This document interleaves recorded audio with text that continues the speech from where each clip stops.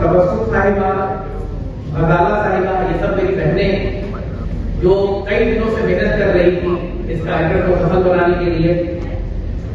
अखलाक हुसैन साहब, सरफराज खान साहब, नाजिम पठान साहब, अकरम खान साहब और मंच पर बैठे मेरे छोटे भाई इमरान अजीज साहब, मैं आपका बेहद एहसानमंद हूं कि आप लोगों ने इस महफिल को सजाया। और मैंने एक नाम अभी छोड़ दिया जो सबसे आखिर में लेने वाला था, वो है मेरी छोटी बहन फहीम खान साहिबा। इन्होंने मुझसे कहा तूफान आने वाला है, आप 18 तारीख को बताइए। मैंने कहा आपको तूफान है, आप तूफान से मत घबराइए। और वीएच इस राजस्थान में जिस भी मुजरिम के खिलाफ खड़ी होगी वो तूफान सिफत होगी, इसीलिए ये कार्यक्रम के दिन तूफान आना जरूरी था। नासिर जुनैद के मसले में जब 8 दिन के बाद भी राजस्थान की सरकार नहीं जाती और मैं वहां पहुंचा तो मैंने ये देखा कि राजस्थान की सरकार सोई हुई है। लेकिन मेरी कोशिशों और काबिशों में जो मैंने एक चिड़िए की माफिक अपनी चोंच में एक बदल है, कल मेरी अम्मी मना कर रही, परसों मेरी बेगम रोने लग गई कि तुम मत जाना, केड़े पुलिस पकड़ रही।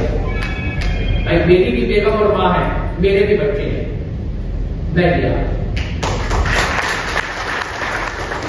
और जब मैं वहां गया, मैं वहां कई सारे पुलिस के लोगों से मिला, मुस्लिम दानिशमंदों से मिला और उन सब के चेहरों पे जो मुस्लिम दानिशमंद या फिक्रमंद हैं कौम के, उनके चेहरे पे ये मलाल महसूस किया कि ना कांग्रेस बोल रही है, ना बीजेपी बोल रही है, ना समाजवादी बोल रही है, ना बसपा बोल रही है, कोई पार्टी बोलने को तैयार नहीं है। चोंच में एक घूंट पानी लेके डंडर की आग को बुझाने की कोशिश की, उसका सिला ये हुआ कि मुख्यमंत्री को वहां जाना पड़ा। लेकिन ये आखिरी घटना नहीं होगी जहां पर सरकारें झुकेंगी। वीएच जहां खड़ी होगी, मैं आपको वादा देता हूं, वहां सरकारों को झुकना पड़ेगा। उस सरकार को वहां झुकना ही पड़ेगा। क्योंकि अभी मैं आपको कल परसों का किस्सा सुनाता हूं। मैं उत्तराखंड गया था। उत्तराखंड में आपने सुना होगा कि मुसलमानों का पलायन हो रहा है और कुछ हिंदूवादी संगठन इस बात को क्रिटिसाइज कर रहे हैं कि कुछ जगहों से, खास करके कोरोला और उत्तरकाशी, 2 जगह हैं जहां से मुसलमानों को भगाया है। 15 तारीख को उन हिंदूवादी संगठनों ने यह ऐलान किया कि वहां पंचायत होगी। इस मुल्क में ना जाने कितने मुस्लिम रहनुमा हैं जो अपने आप को कहते हैं मैं मुसलमानों का हिमायती हूं, मैं मुसलमानों के लिए कुछ भी कर सकता हूं, लेकिन सिर्फ इलेक्शन में। इलेक्शन में मिलेगी बिरयानी, बाकी फिर खत्म हो जाएगी कहानी। तो ये जो मसला है बिरयानी का और कोरमे का और मुशायरे का, कौन को भी इससे ऊपर उठ के सोचने की जरूरत है। इसमें नासिर जुनैद वाले मामले से पहले भी ऐसे कई वाक़यात हुए होंगे आपके सामने, तो आपने इससे पहले ऐसा सख्त फैसला क्यों नहीं लिया? बहुत अच्छा सवाल आपका है। देखिए, जब अहमद साहब जिंदा थे कांग्रेस में तो एक दरवाज़ा था जिसको खटखटा कर अपनी बात पहुंचाई जा सकती थी और हाईकमान को इस बात के लिए झुकाया जा सका था कि आप इस पर कार्रवाई करें। मैं एक एग्जाम्पल देता हूँ। कश्मीर में धारा 370 हटी, उसी रात कांग्रेस ने CWC की और ये काविश अहमद पटेल साहब की थी। तो जब तक वो जिंदा थे एक घर था जहाँ जाके कहा जा सके। उनके जाने के बाद आफरीन फातिमा का मकान टूटा, उत्तर प्रदेश में आपने सुना होगा। 2 बच्चे रांची में, साहिल और मुदस्सिर, मार दिए गए गोलियों से, वो प्रोटेस्ट में जो नुपुर शर्मा के खिलाफ था। उसके बाद गुजरात में पब्लिक फ्लॉगिंग हुई, लड़कों को बांध के मारा गया, जय श्री राम के नारे लगाए गए वहाँ पुलिस वालों द्वारा। वो सारे मसलों पे मैंने प्रियंका जी से और कांग्रेस के बाकी अहदेदारान से बात की। यहाँ तक कि साहिल मुदस्सिर के मसले पे मैंने ये कहा कि भाई एक बार इंक्वायरी तो करा दो जुडिशल, सर में गोली कैसे मार दी अगर प्रोटेस्ट कर ही रहे थे तो बच्चे पैर में मारते। लेकिन उन्होंने नहीं सुनी और मैंने गया नेशनल ह्यूमन राइट्स कमीशन उन बच्चों के लिए। आज भी मैं उस केस को लड़ रहा हूँ।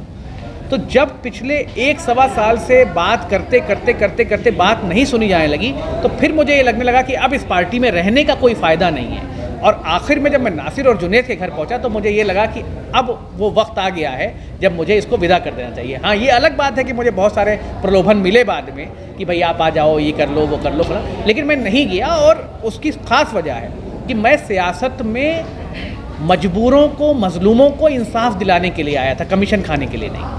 तो जब इंसाफ ही नहीं दिला पा रहा हूँ तो मैं क्यों रहूँ फिर इस पार्टी में। क्या आपको ऐसा लगता है कि अहमद पटेल साहब के जाने के बाद कांग्रेस मुसलमानों के हक में इंसाफ नहीं कर रही है? बेशक, मुझे ऐसा लगता है कि बहुत सारी आवाज़ें जो उनके तई पहुंच जाती थी आला कमान तक, वो आवाज़ें नहीं पहुंच पा रही हैं और सरकारें गूंगी और बहरी हो गई हैं। जैसे राजस्थान की सरकार की मैं बात करूं, रोज़ किसी शहर में आप एक हिंदुत्व संगठन को देखते हैं कि उसने एक जुलूस निकाल दिया, उसने एक ट्रेनिंग कैंप लगा दिया, उसने एक घृणात्मक जो है समाज को बांटने वाला एक बयान दे दिया।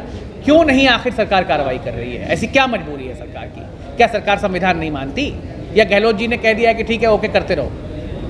किस तरह से मैदान में VH अपना कार्य करेगी? देखिए, VH संवैधानिक तौर पर लड़ेगी, वकीलों को मुहैया कराएगी, हेट क्राइम के खिलाफ FIR करेगी, सत्याग्रह करेगी, अहिंसा के रास्तों पर चलते हुए न्याय के लिए तत्पर रहेगी।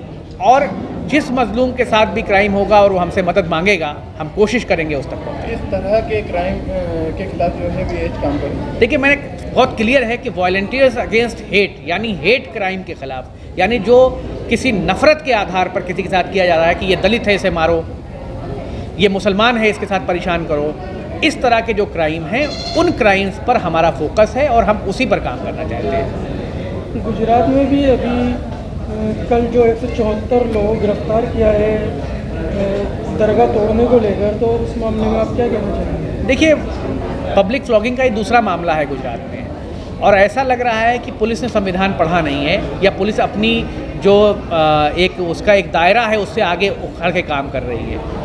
अब ये अलग बात है कि गुजरात के अंदर इस वक्त लॉ एंड ऑर्डर की क्या सिचुएशन है कि जब मुसलमानों के साथ ऐसा होता है तो दूसरा मामला ऐसा आया है। इस पर प्रधानमंत्री को सोचने की ज़रूरत है कि आप कौन सा प्रदेश बना रहे हैं। जिस प्रदेश से आप आते हैं, जब उसका फुटेज पूरी दुनिया में जाएगा कि इसी प्रदेश में प्रधानमंत्री पैदा हुए हैं और इस प्रदेश में ये हालात हो रही है, तो क्या उसका मैसेज जाएगा पूरी दुनिया में? जब आप जाते हैं दुबई, जब आप जाते हैं कुवैत, तो शेखों के गले लगते हैं, और अपने भाइयों को, अपने मुसलमान भाइयों को जो आपके मुल्क के खुद के हैं, उनको आप जो है लट पड़वा रहे हैं सड़क पे खड़ा करके। ये जो है मैसेज बहुत गलत जा रहा है। हालांकि VH की अभी वहाँ इकाई नहीं है, जब वहाँ इकाई बनेगी तो हम वहाँ भी कोशिश करेंगे। इवन मैं पिछली वाली पब्लिक फ्लॉगिंग में खुद ह्यूमन राइट्स कमीशन गया था। जिस तरीके से मुस्लिम और दलितों के साथ उत्पीड़न किया जा रहा है, इसके लिए आप सरकार, केंद्र गवर्नमेंट, स्टेट गवर्नमेंट से क्या मांग रहे हैं? देखिए, 4 मांगें मेरी हैं। पहली मांग जो है मेरी, वो ये है कि एक फास्ट ट्रैक कोर्ट बनाई जाए हेट क्राइम्स के मामले में। ख़ास करके दलितों और मुसलमानों पे हेट क्राइम ज़्यादा है राजस्थान में, और 3 से 6 महीने के अंदर उसका निस्तारण करके आरोपियों को सज़ा दी जाए। दूसरी मांग मेरी ये है कि चाहे वो किसी के साथ भी क्राइम हो, अगर हेट क्राइम होता है तो मुआवजा सामान्य होना चाहिए। किसी को आँच, किसी को धुआं नहीं होना चाहिए। एक को 5 लाख मिल रहा है, दूसरे को 50 लाख मिल रहा है, सबका मुआवजा बराबर होना चाहिए। तीसरी मांग मेरी ये है कि 1 महीने के अंदर आज से दलितों और मुसलमानों के खिलाफ हो रहे क्राइम और लगातार हिंदूवादी संगठनों की बढ़ रही गुंडागर्दी को मुख्यमंत्री रोकें, वरना हम सत्याग्रह करेंगे पूरे राजस्थान में। और चौथी मेरी मांग है कि हिजाब को लेकर बहुत सारे परेशानियां उठ रही हैं, तो जो बच्चियां कॉम्पिटिटिव एग्जाम्स में जा रही हैं, चाहे वो हिजाब लगा रही हैं या घूंघट लगा रही हैं राजस्थान के निचले इलाकों में, उनके लिए एक गाइडलाइन आए जिससे उनको परेशानियां ना हो लिखने पढ़ने में, क्योंकि बच्चियाँ पढ़ेंगी तो ही बढ़ेंगी। आखिर क्या इसी वजह है जो हर बार इलेक्शन के टाइम पे ही ये हिंदू मुस्लिम दंगे कराए जाते हैं, जहाँ भी जिस स्टेट में इलेक्शन किए जाते हैं? तो पूरा देश जानता है कि अभी कर्नाटक में चुनाव थे तो क्या क्या हो गया। तो जहाँ चुनाव होते हैं वहाँ एक पार्टी जीतने के लिए कुछ ना कुछ करती रहती है। तो ये तो अब एक्सपोज हो गया है, दुनिया समझ गई है इस बात को, तो इस पर क्या बोलना है मुझे।